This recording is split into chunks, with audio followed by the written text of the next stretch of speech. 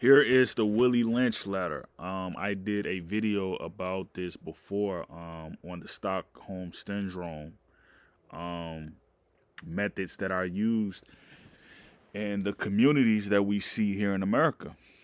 Um, this is how we looked at pre-contact of Jim Crow before we moved to the north and kind of integrated. This is how the people were looking. They were in the cotton fields and they were picking cotton. And they were networking with other families to get what they needed. You notice they never show you the images of farmers, like the ones you see right here, because this is granular. This is very pixelated. When you see photos of our people, because these are Negroes, right? These are Negroes. So you see like us, like you don't see those photos of us picking peanuts out the ground or picking watermelon out the ground or picking. You'll see some photos. If you look hard for them, you'll see the photos of us, wagoning watermelon. But you don't see it. You'll see us with the mule and a watermelon, but you don't see us with the, in the areas where everyone is, right, picking the watermelon up. Those are the stories that they don't tell all the people here in America, who go by this classism of us all being black, right? This is the Willie Lynch letter. Um, I want to touch on something real quick. You see how he looks, right? So I want to touch on something because a listener of Tariq's radio, he was listening in and he said this, right? And I have to double back, right? He was saying that wherever you go downtown, you always see black women, bed winching with these white males. Like I see it on my YouTube channel. They always recommend me, a black woman from, overseas somewhere, and she's with a Chinese man or she's with a white male. I know y'all know who these YouTubers are, right? They're promoting this heavy a semblance of, integrationist type ideas. You know what I mean? Like their videos are about, oh, look at my daughter, she's getting her hair done. Am I going to be able to complete this project? Stuff like that, right? So again, a lot of our women are, mixing with white males. A lot of them are. And like again, I don't really care because I feel like, there's always going to be black women who don't want to mix. You know what I mean?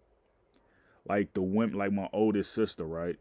She had two children. She chose to have children with someone who was very, very dark, right? You know, and old. She had children with a man like he was very dark. And my sister, she's basically an octoroon, right? She's very high brown, very very medium brown. Same thing with my younger sister. She chose to have children with the man who looked like her. You know what I mean? My sister, both of my sisters are octoroon. My brother, he's an octoroon. My mother, she's a Negro. I'm a Negro. Like my mother, she had children by three different males who were octoroons. And she had me, right? And she had me with a Negro male. So let's read this real quick. This is what I wanted to read. Don't forget, you must pitch the old black male and versus the young black male and the young black male against the old black male. You must use the dark-skinned slaves versus the light-skinned slaves and the light-skinned slaves versus the dark-skinned slaves. You must use the female versus the male and the male versus the female. You must also have your white servants and overseers distrust all blacks. But it is necessary your slaves trust and depend on us. They must love, respect, and trust only us. Gentlemen, these kits are the keys to control. Use them. Your wives and your children use them. Never miss an opportunity. If used intensively for 1 year, the slaves themselves will remain perpetually distrustful. Thank you, gentlemen. This is, again, about the untold story of Willie Lynch from 1712.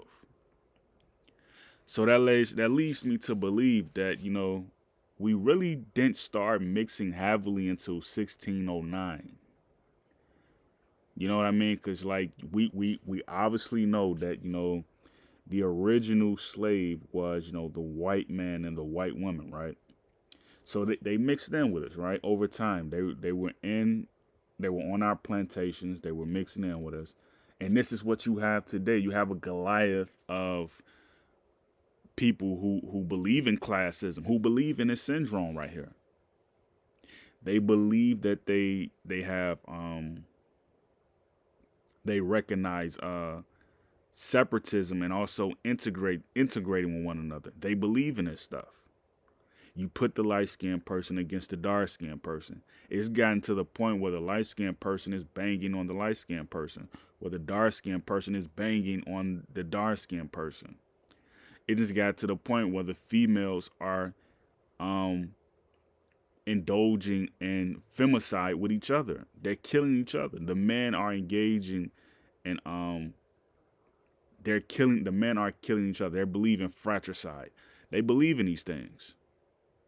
So you have the young man who's going against the old man. We see this all the time. So we know there's no respect for authority as far as like, how old you are, how young you are. We know our young people don't respect their elders. We get this, right? This is what I'm saying right here. When he says that when he goes downtown and he sees the black woman with the white man, this has been going on since beyond the 60s. How do you think we get all these classes of people in our community that look a certain way? It's because we've been racially intermixing with each other over time, over and over and over. We all don't have black people. When you look at black people, right?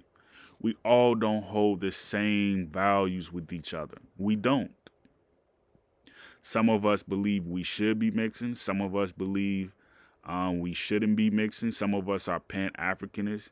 Some of us are punks. When you look at, the whole pop music scene, some of us believe in punkism. Some of us are adopting the whole culture of, being an antebellus. Some of us aren't. Some of us are just like,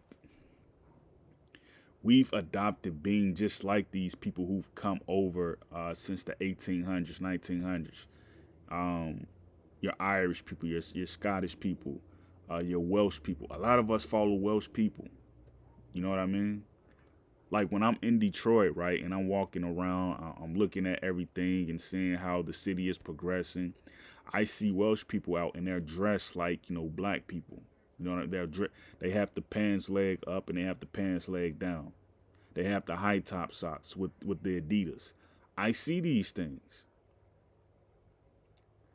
And they're with black women. They're with black women. So a lot of people, when he says that, like, we been knew that, right? We been knew there's been mixing going on. We been knew it. Some of us had sisters in our families who are heavy bed wenches. Some of us have cousins who are heavy bed wenches.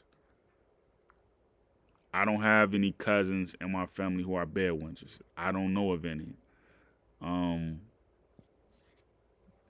I don't know of any. So I was raised up to be like a modest conformist. I always had, my mother and my father, they always, my father, he allowed me to be who I am today, right? I didn't have to deal with, you can't do this, you can't do that. I didn't have to deal with that. When my mother got too strict, I had to find a way to, be a rebel. I had to go against the norm. You know what I mean? Like my brother, he always did what he wanted to do. But with me, my mother, she always had clamps on what I could and couldn't do. She always had clamps on me. All my other siblings, she never had clamps on them. And like my grandfather, when I look at my grandfather on my mother's side, he was like, he promoted us to believe in, like, Africanism, because every time we saw him, he had his chain on, his I think it was like an 18 karat, 14 karat gold chain, with the African continent on it, and he'll wear it around his neck. He always, promoted us to have, our own ideals. Even the way he talked to us, he always promoted us to have our own ideals. Like, he would come down hard on his daughters. He wouldn't come down hard on his grandchildren. I noticed that. I didn't get a chance to meet my mother's mother. She passed before I was born. But like, when you read the Willie Lynch letter, you can see all of this playing out in society, and even in our family, in our family groupings. You can see this stuff playing out. You can see this stuff playing out in our hierarchies. So again, if you see someone like who's out there, they're sleeping white but they're talking black, don't call them, a liar. Don't do that. Just kind of see where they're coming from. You know what I mean? Just kind of see where they're coming from. Because, like, whatever we're doing in the dark, it's going to come to the light. This goes for the women who are on these jobs, who's always under the white male management, the white male bosses. This goes for them too. These women who are 50, 60, 40 years old, who always held a city job, who's always talking about vote for this white man to be mayor, vote for this white man to be council leader. All them people, all them women, right? What they're pushing, what they're talking about, all this stimulates from this right here, this Willie Lynch letter. So like, when he said that, and he said, he sees what he sees, it's more than just, black women sleeping with white men. It's more than that. I look at it from the standpoint of, why do we have so much violence in our communities? You don't see Ghanaians banging on Ghanaians. You don't see Nigerians banging on Nigerians.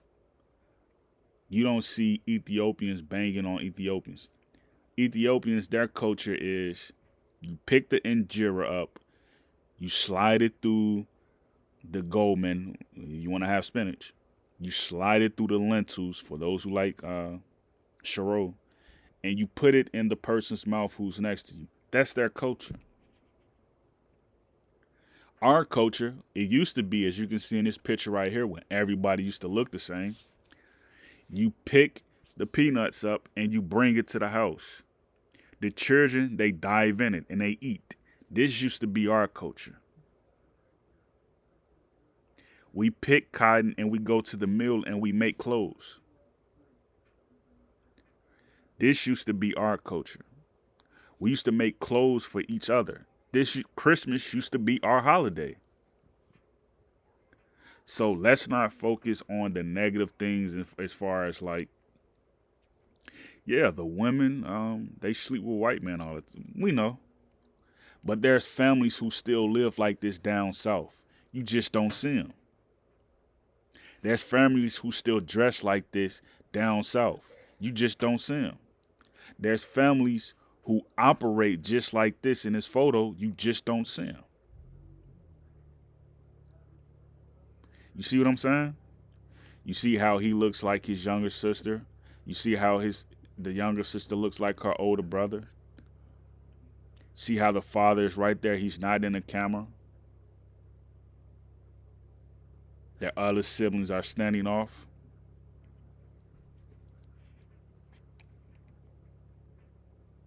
Think.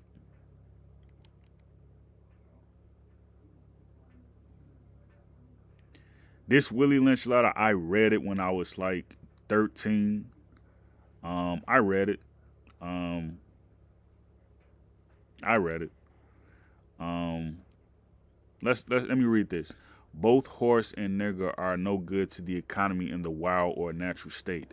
Both must be broken and tied together for orderly production. For the orderly futures, special and particular attention must be paid to the female and the young offspring.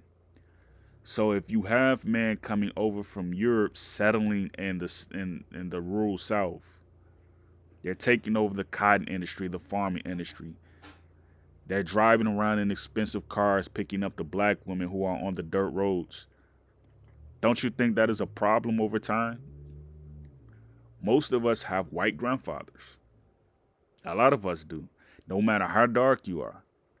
You have to get so many generations to mix that out of your blood to the point where there's no more black people left. There's no more black people left.